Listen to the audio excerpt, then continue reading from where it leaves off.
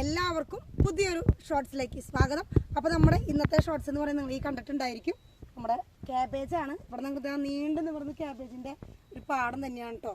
നാട്ടിൽ എല്ലാവരും പറയുന്നൊരു സംഭവമാണ്, നല്ല വെയിലായതുകൊണ്ട് ശീതകാല പച്ചക്കറി വിളകളായിട്ടുള്ള ക്യാബേജും കോളിഫ്ലവറും ഒന്നും പിടിച്ചു കിട്ടണില്ലാന്ന്.